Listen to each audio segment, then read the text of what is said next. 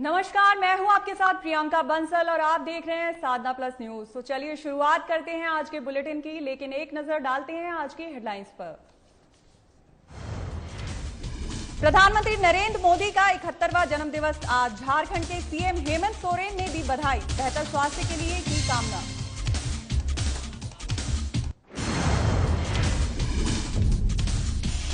प्रधानमंत्री नरेंद्र मोदी का 71वां जन्मदिन आज। मंत्री शाहनवाज हुसैन ने पीएम के जन्मदिन पर चढ़ाई चादर, पीएम के लंबी उम्र के लिए की कामना। पूर्णिया पहुंचे मंत्री जनक राम, अवैध खनन के खिलाफ कार्रवाई की कही बात, कहा अवैध तरीके से ईंट भट्टा चलाने पर होगी कार्रवाई।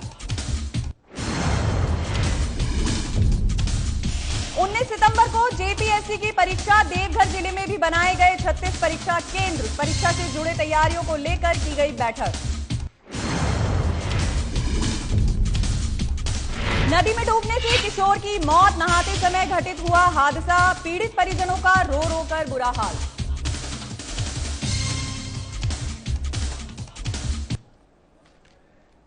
तो चलिए शुरुआत करते हैं। आज भारत के प्रधानमंत्री नरेंद्र मोदी का 71वां जन्मदिन है और उनके जन्मदिन के मौके पर झारखंड के मुख्यमंत्री हेमंत सोरेन ने उन्हें जन्मदिन की बधाई और शुभकामनाएं दी हैं। और उन्होंने कहा है कि माननीय प्रधानमंत्री नरेंद्र मोदी के जन्मदिन पर वे उनके लंबे स्वस्थ और सुखी जीवन की कामना करता हूं।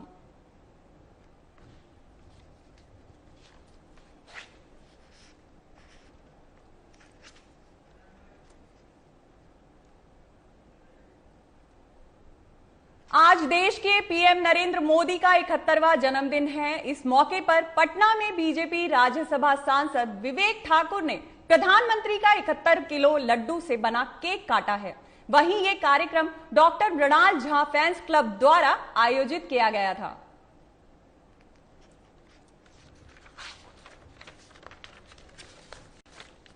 के यशस्वी प्रधानमंत्री का 71वां जन्मदिन है और पूरे देश में सही आपने कहा हर्ष और उल्लास से कार्यकर्ता इसको मना रहे हैं और जनता के साथ मिल के मना रहे हैं। ये सिर्फ एक पार्टी आधारित चीज नहीं है। हाँ, ये जरूर है कि भारतीय जनता पार्टी अन्य पार्टियों से हटके है। देखिए, भारत के यशस्वी प्रधानमंत्री का 71वां जन्मदिन है और पूरे देश में सही आपने कहा हर्ष और उल्लास से कार्यकर्ता इसको मना रहे हैं और जनता के साथ मिल के मना रहे हैं। ये सिर्फ एक पार्टी आधारित चीज नहीं है। हाँ, ये जरूर है कि भारतीय जनता पार्टी अन्य पार्टियों से हटके है। पूरा देश आज प्रधानमंत्री नरेंद्र मोदी का 71वां जन्मदिन मना रहा है। प्रधानमंत्री के जन्मदिन को लेकर पूरे देश में उत्साह का माहौल है। बिहार में बीजेपी के कार्यकर्ताओं से लेकर नेता तक इसे सेवा शर्त के रूप में मना रहे हैं। इसी दौरान बीजेपी कोटे के उद्योग मंत्री शाहनवाज हुसैन ने हाई कोर्ट के पीछे पीर बाबा की मजार पर चादर पोशी की। मंत्री शाहनवाज हुसैन ने कहा, हम अल्लाह से दुआ करते हैं कि हमारे प्रधानमंत्री नरेंद्र भाई मोदी की लंबी उम्र हो। वहीं कांग्रेस ने पीएम मोदी के जन्मदिन के दिन बेरोजगारी दिवस मनाने को लेकर शाहनवाज हुसैन ने कांग्रेस पर निशाना साधते हुए कहा, कांग्रेस अपनी संस्कृति भूल गई है। पूरा देश प्रधानमंत्री का जन्मदिन मना रहा है, लेकिन कांग्रेस के नेता कुछ उल्टा ही सीधा कर रहे हैं। उन्होंने कहा कि जब भी पूर्व प्रधानमंत्री इंदिरा गांधी का जन्मदिन हो या फिर राजीव गांधी का हो, उसे हम लोग मनाते हैं, लेकिन कांग्रेस के नेता अपनी ओछी राजनीति से बाज नहीं आते। इसीलिए कांग्रेस जनता की सोच से उतरती जा रही है। आज के दिन जहां कई जगह उनका जन्मदिन हम सब कार्यकर्ता मना रहे हैं, पूरा देश मना रहा है, पूरी दुनिया के अंदर आज नरेंद्र मोदी जी को मुबारकबाद मिल रही है। हम लोग यहाँ पर हजरत सैयद शहीद गुलाम सफदर पीर मुराद शाह रहमतुल्लाह अलैह की दरगाह पर आए हैं और नरेंद्र मोदी जी के लंबी उम्र की दुआ करने आए हैं कि वो कामयाब हों। जिस तरह से उन्होंने कोरोना काल में लोगों की खिदमत की है। बीजेपी प्रदेश कार्यालय में पीएम मोदी के 71वें जन्मदिन को यादगार बनाने के लिए कई तरह के आयोजन किए गए हैं। बीजेपी प्रदेश कार्यालय में अटल सभागार में फोटो प्रदर्शनी लगाई गई है। इस प्रदर्शनी में पीएम मोदी के अब तक के किए हुए विकास कार्यों को दिखाया गया है। ये प्रदर्शनी 20 दिनों तक चलेगा। इस फोटो प्रदर्शनी का जायजा लिया वरिष्ठ सहयोगी अभिषेक सिंह ने। लोकेशन आज के प्रधानमंत्री नरेंद्र मोदी का 71वां जन्मदिन है और उनके जन्मदिन के उपलक्ष्य में बिहार भाजपा प्रदेश कार्यालय में विशेष व्यवस्था की गई है।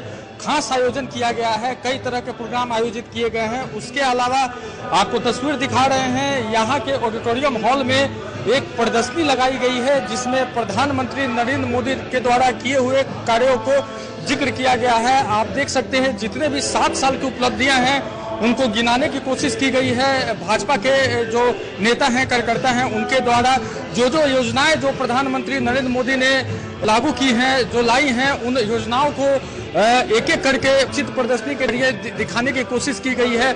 आप देख सकते हैं, सबसे पहले एक पोस्टर देखिए, इसमें साफ तौर पे लिखा हुआ है, नीति स्पष्ट हो, नीयत साफ हो और इरादे नेक हो तो आप इच्छित परिणाम ला सकते हैं। यानी कि नरेंद्र मोदी के इच्छा को बताया गया है कि किस तरह नेक इरादे से उन्होंने भारत को एक तरक्की की नई मुकाम पे पहुंचाया है। साथ ही ग्लोबल विजन को भी दिखाया गया है, किस तरह भारत का एक ग्लोबल विजन बना है, जिस तरह दूसरे देशों के साथ संबंध जो है भारत के स्थापित हुए हैं।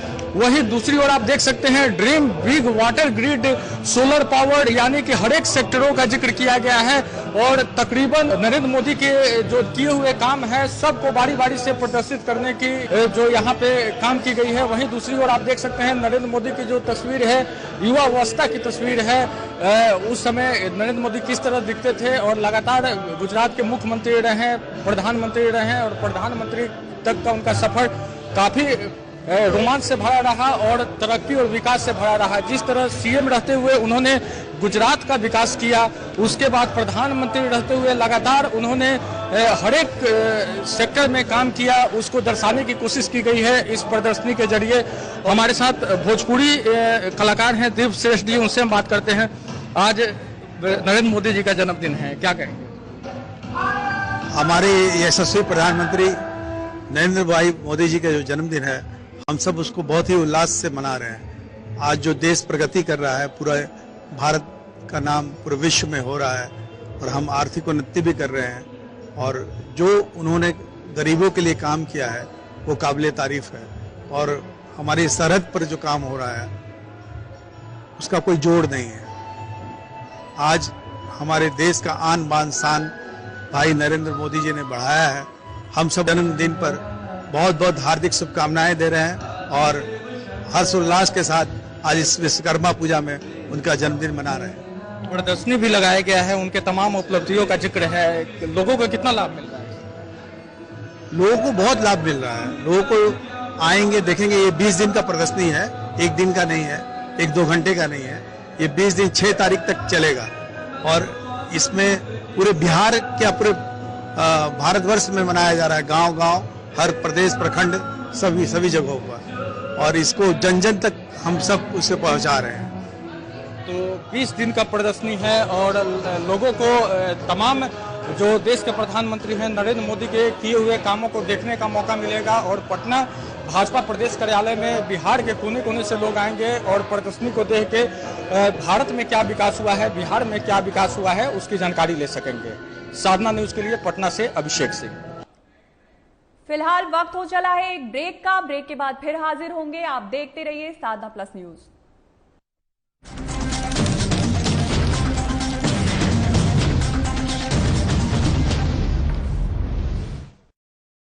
हेलो पापा, इतनी भी क्या जल्दी है? मिल लूंगी ना। हाय। हाय। प्लीज। पापा ने बताया था शादी के बाद आप अमेरिका शिफ्ट होंगे, लेकिन एक टेस्ट के बाद।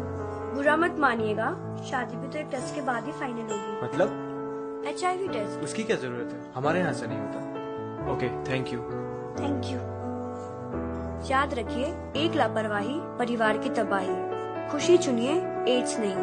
नैको और झारखंड राज्य एड्स कंट्रोल सोसाइटी द्वारा जनहित में जारी।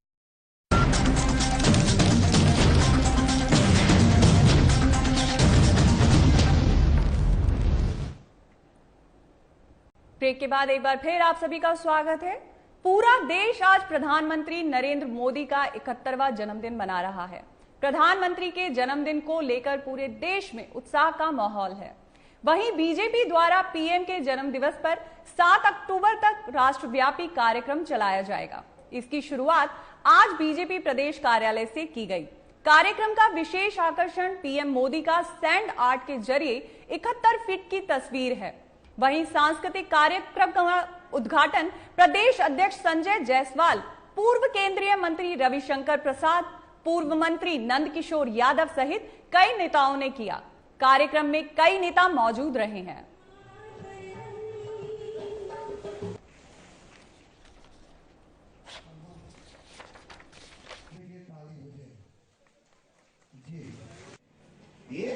इस दिन तक पार्टी के कार्यकर्ता लगातार विभिन्न स्थानों पर जाकर सेवा कार्य करेंगे। इस प्रकार प्रधानमंत्री जी ने में सारी सुविधाएं काम किया है, उसी प्रकार भाजपा के लिए 20 दिन सेवा के लिए है और माननीय प्रधानमंत्री जी हमारे शीर्ष नेतृत्व के सेवा के 20 दिन है।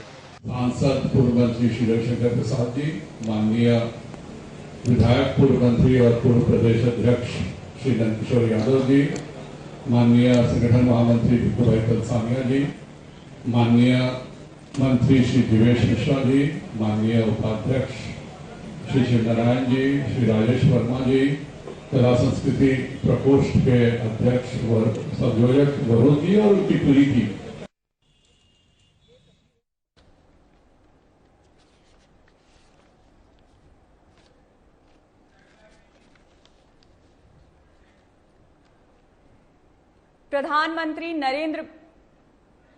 प्रधानमंत्री नरेंद्र मोदी ने शंघाई कोऑपरेशन ऑर्गेनाइजेशन SCO देशों की बैठक को संबोधित किया। इस दौरान प्रधानमंत्री मोदी ने कहा कि यहां हमारे क्षेत्र के लिए कट्टरता एक बड़ी चुनौती है। अफगानिस्तान में हाल ही में जो हुआ वो इसका उदाहरण है। बता दें कि इस बार ये बैठक ताजिकिस्तान के दुशांबे में हो रही है। क्या कुछ कहा पीएम मोदी ने, आइए आपको सुनवाते हैं। SCO समिट में पीएम मोदी का संबोधन। ताजिकिस्तान के दुशांबे में हो रहा सम्मेलन, कट्टरता एक बड़ी चुनौती।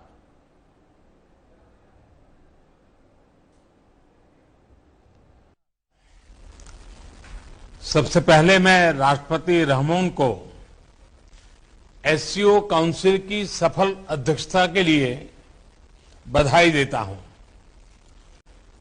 ताजिक प्रेसिडेंसी ने चुनौतीपूर्ण वैश्विक और क्षेत्रीय माहौल में इस संगठन का कुशलता से संचालन किया है। ताजिकिस्तान की आजादी की 30वीं वर्षगांठ के इस वर्ष में मैं पूरे भारत की ओर से सभी ताजिक भाई बहनों को और राष्ट्रपति रहमोन को बहुत बहुत बधाई और शुभकामनाएं देता हूं।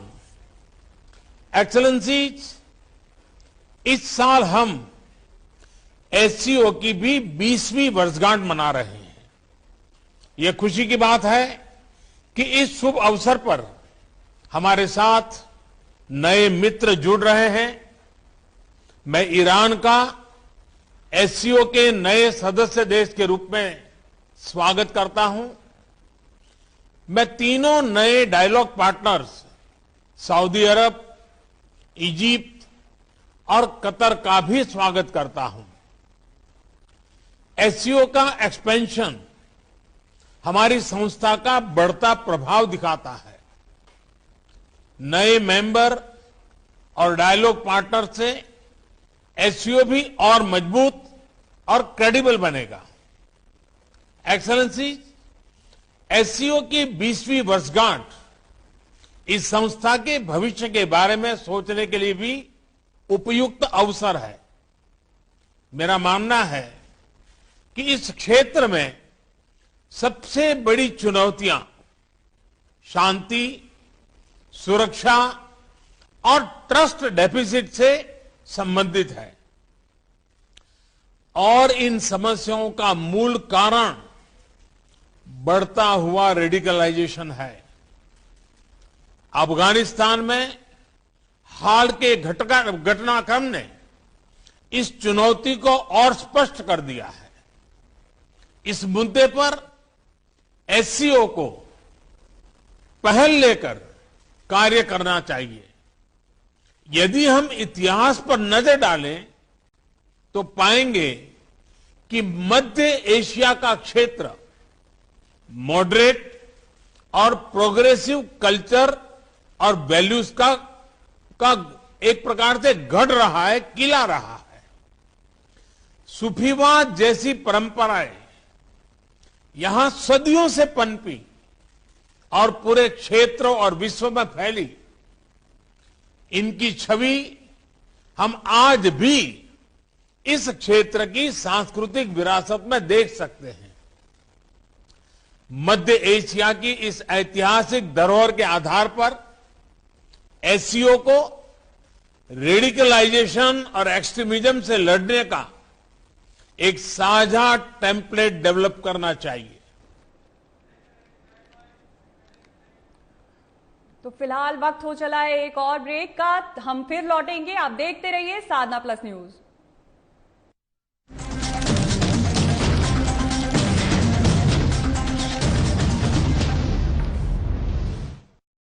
हेलो पापा, इतनी भी क्या जल्दी है, मिल लूंगी ना। हाय। हाय। प्लीज। पापा ने बताया था शादी के बाद आप अमेरिका शिफ्ट होंगे, लेकिन एक टेस्ट के बाद। बुरा मत मानिएगा, शादी भी तो एक टेस्ट के बाद ही फाइनल होगी। मतलब? HIV test. उसकी क्या जरूरत है, हमारे यहाँ से नहीं होता। Okay, thank you. Thank you. याद रखिए, एक लापरवाही परिवार की तबाही। खुशी चुनिए, एड्स नहीं। नैको और झारखंड राज्य एड्स कंट्रोल सोसाइटी द्वारा जनहित में जारी।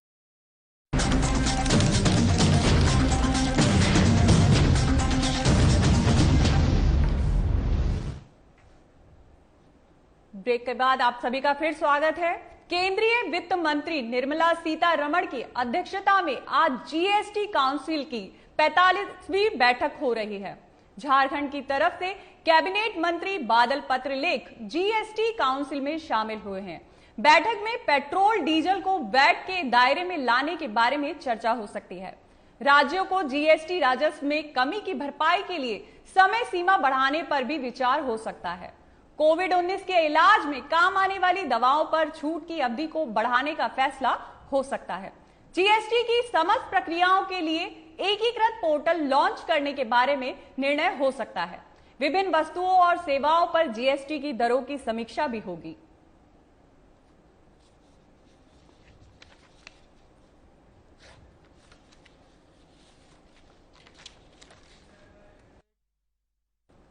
बिहार सरकार के खनन भूतत्व मंत्री जनक राम पूर्णिया पहुंचे, जहां उन्होंने पत्रकारों से बातचीत के दौरान कहा कि बालू का अवैध खनन करने वालों पर कार्रवाई हो रही है।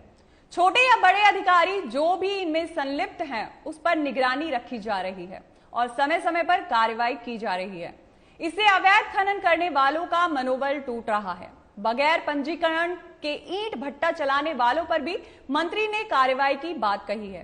कांग्रेस पर हमला करते हुए मंत्री जनक राम ने कहा कि पूर्ववर्ती सरकार उसने सिर्फ वंशवाद और परिवारवाद और जातिवाद को आगे बढ़ाया।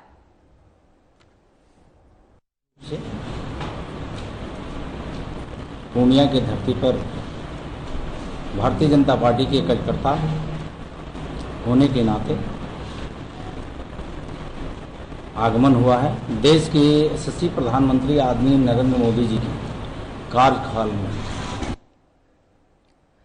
धनबाद के कुख्यात कोयला चोर और बीजेपी के नेता मैनेजर राय की मुश्किलें बढ़ने वाली हैं। मैनेजर राय के कोक प्लांट में खनन विभाग द्वारा हुई छापेमारी के बाद पुलिस ने भी अपनी जांच तेज कर दी है। कयास ये लग रहे हैं आने वाले दिनों में पुलिस के साथ साथ रेवेन्यू डिपार्टमेंट भी मैनेजर राय को दबोच सकता है। बता दें कि बीजेपी नेता मैनेजर राय एक मशहूर कोयला चोर हैं और ये कई बार जेल भी जा चुका है। फिलहाल मैनेजर राय एक बार फिर कानूनी शिकंजे में कसता दिख रहा है।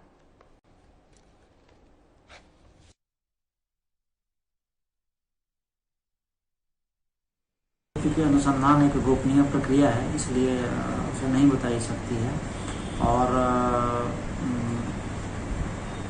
माइनिंग विभाग के द्वारा जो भी प्राथमिकी दर्ज कराई गई है गोविंदपुर थाने में, उनके द्वारा जो भी आरोप लगाए गए हैं तो उनसे संबंधित जो भी दस्तावेजी साक्ष्य है उसका संकलन किया जा रहा है और जो आरोपी हैं उनको भी अपना पक्ष रखने का जो है अवसर प्रदान किया जाएगा और जो भी आरोप लगाए गए उनका प्रतिसत्यापन अनुसंधान के क्रम में किया जा रहा है और प्रतिसत्यापन उपरांत और साक्ष्यानुसार जो है अग्रतर विधि सम्मत कार्रवाई की जाएगी।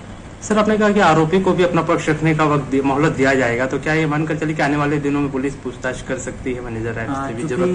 चूंकि कांड में आरोप जो लगाए गए हैं उनके प्रतिसत्यापन के लिए साक्ष्य की आवश्यकता है और दस्तावेजी साक्ष्य की आवश्यकता है, इसलिए आरोपी को भी जो है विधिवत नोटिस दिया जाएगा और नोटिस तामीला कराते उन्हें भी दस्तावेज प्रस्तुत करने को कहा जाएगा। तत्पश्चात प्रतिसत्यापन का कार्य किया जाएगा, उसके अनुसार जो है जो भी उसमें साक्ष्य आते हैं साक्ष्यानुसार फिर अग्रतर विधि सम्मत कार्रवाई की जाएगी। सर, मामला एक हाई प्रोफाइल सिंडिकेट का बताया जाता है, तो क्या ये मानकर चले कि पुलिस के पास वैसे बहुत वर्कलोड होता है, लेकिन इस मामले में पुलिस जांच में तेजी लाएगी और जल्द निपटारा होगा? क्या पुलिस के लिए सभी मामले एक समान हैं और सभी मामलों के प्रति पुलिस की संवेदनशीलता भी समान होती है। अतः यह कहना कि कौन सा मामला हाई प्रोफाइल है, कौन सा मामला लो प्रोफाइल है, इसको डिस्टिंग्विश करना बड़ा कठिन कार्य है।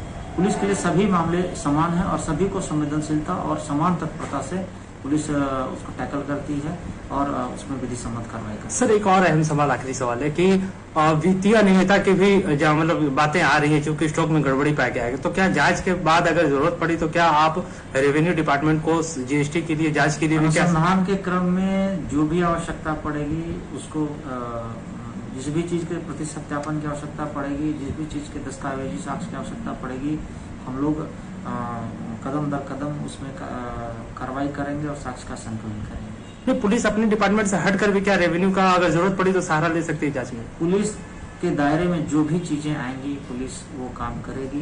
अनुसंधान कार्य के लिए जो भी कदम उठाना पड़ेगा वो पुलिस उस दायरे में अपना लाकर जो भी अनुसंधान के लिए आवश्यक है उसको कार्य करेगी। नहाने के दौरान गंगा नदी में एक युवक डूब गया। युवक के डूबने से परिजनों के बीच कोहराम मच गया। मामला मुंगेर जिले के कासिम बाजार थाना क्षेत्र अंतर्गत सोजी घाट के पास की है, जहां नहाने के दौरान 17 साल का लड़का डूब गया। घटना की सूचना के बाद अंचलाधिकारी शशिकांत कुमार के नेतृत्व में एनडीआरएफ और एसडीआरएफ की टीम द्वारा लगातार युवक की खोजबीन में जुटी हुई है। वहीं घटना के बाद परिजनों का रो रो कर बुरा हाल है।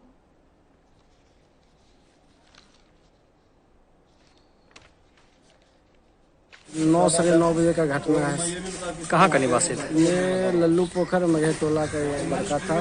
पिताजी का नाम पंकज सैनी। वो नहाने के क्रम में कोई सामान भस रहा था, तो उसको पकड़ने के क्रम में वो डूब गया। तो आप लोग वहीं पर थे? नहीं, हम लोग उस जगह नहीं, ग्रामीण लोग बोल रहे हैं। झारखंड राज्य में 19 सितंबर को जेपीएससी की परीक्षा होने वाली है, जिसे लेकर देवघर जिले में भी 36 परीक्षा केंद्र बनाए गए हैं। जिले के उपायुक्त मंजूनाथ भजंत्री और एसपी धनंजय कुमार सिंह की संयुक्त अध्यक्षता में जेपीएससी प्रतियोगी परीक्षा से जुड़े तैयारी को लेकर बैठक की गई। उपायुक्त ने कहा कि 19 सितंबर को आयोजित जेपीएससी प्रतियोगी परीक्षा को लेकर कुल 36 परीक्षा केंद्र बनाए गए हैं। ऐसे में सुरक्षा व्यवस्था और परीक्षार्थियों की आवश्यक सुविधाओं को लेकर डीसी ने संबंधित दंड अधिकारियों और केंद्र अधीक्षकों को आवश्यक निर्देश दिए। साथ ही परीक्षा आयोजन से संबंधित गाइडलाइंस का अनुपालन सुनिश्चित करने के लिए विशेष रूप से ध्यान रखने की हिदायत भी दी गई।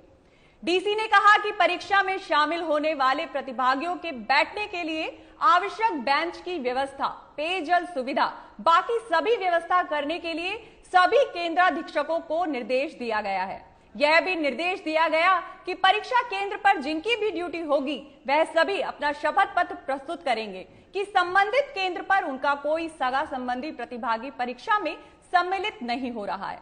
परीक्षा के दौरान नकल करने वालों पर प्राथमिकी दर्ज करते हुए आवश्यक और कड़ी कार्रवाई करें।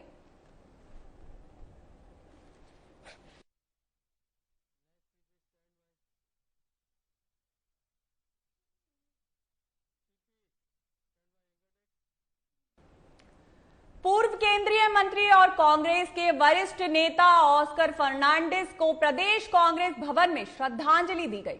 प्रदेश अध्यक्ष समेत दर्जनों कांग्रेसियों ने ऑस्कर फर्नांडिस के फोटो पर माल्यार्पण कर उन्हें श्रद्धा सुमन अर्पित किया और उनकी आत्मा की शांति के लिए 2 मिनट का मौन भी रखा। बता दें कि बीते 13 सितंबर को ऑस्कर फर्नांडिस का निधन हो गया था। मौके पर कांग्रेस के प्रदेश अध्यक्ष राजेश ठाकुर का कहना है कि ऑस्कर फर्नांडिस लाखों कार्यकर्ताओं के संरक्षक और मार्गदर्शक थे। उनसे काफी कुछ सीखने को मिला है।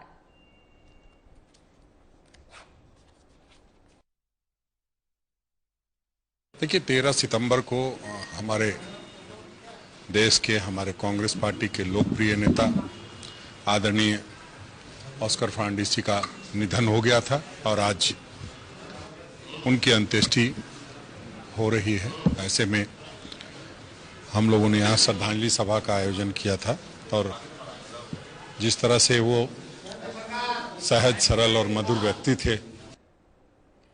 बिहार के सीमांचल इलाके में घुसपैठियों के विवाद पर बिहार के कानून मंत्री प्रमोद कुमार ने इसे जांच का विषय बताया है।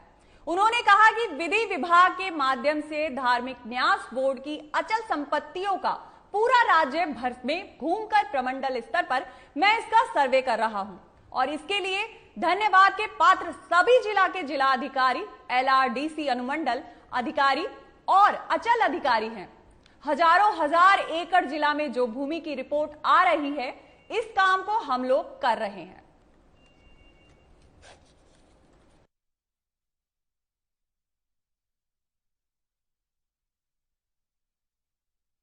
पूरे राज्य भर में घूम के प्रमंडल स्तर पर और मैं इसकी सर्वे कर रहा हूं और हमारे धन्यवाद के पात्र हैं सभी जिला के जिला अधिकारी, LRDC अनुमंडल अधिकारी और जो अंचल अधिकारी हैं।